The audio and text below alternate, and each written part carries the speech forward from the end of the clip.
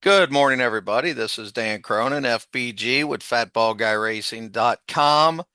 We're just going to go through the DRF Formulator and how to get the most out of it and just pick one race. And again, I am going to keep this very short because that's the goal.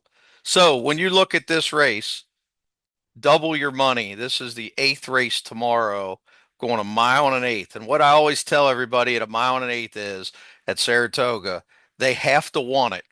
If they don't want a mile and an eighth, it's a stagger fest, and they're not going to win most often if they can't get a mile and an eighth or further. So when I look at double your money, the first thing I'm going to is this Aqueduct mile and three eighths race. And to see he only got beat a nose. Since then, he's been second, and win going away.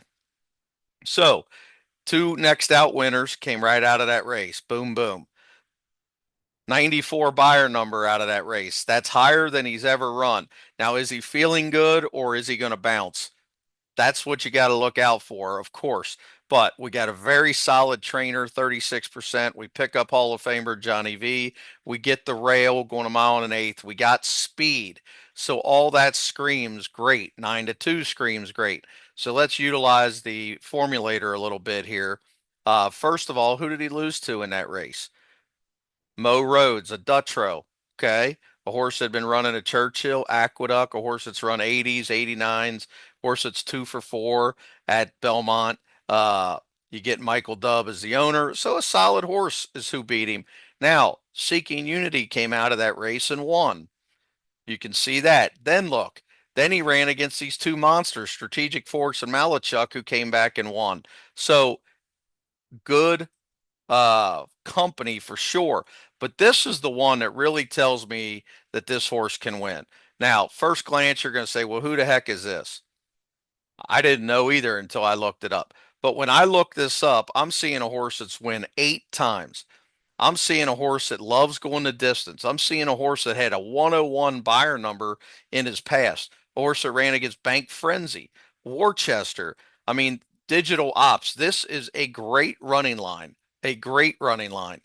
This is telling me that if this horse ran fifth in this race, this was a very strong race. So that that leads me to believe that this one fits in this field.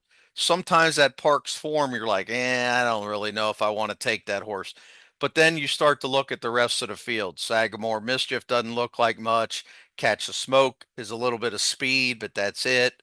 Has never been the distance. Systematic Change has 2 wins at the distance. You get Irad. So as a long shot, yeah. Could you use the 4? Absolutely. The 5 is going to probably be one of the favorites. That coming off that 90 buyer number, trip over, going a mile and an eighth, and was running at the end. But I don't really like that change in riders, honestly. The 6, not much of a chance. The 7 fits a little bit. The 8 fits a little bit. So there's no gigantic standout in here.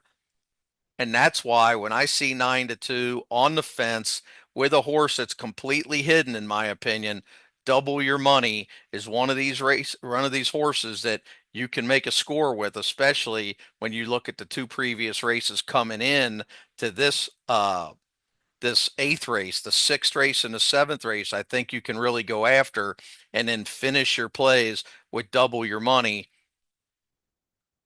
Formulator helped me with this one, no doubt. Now I just need him to run.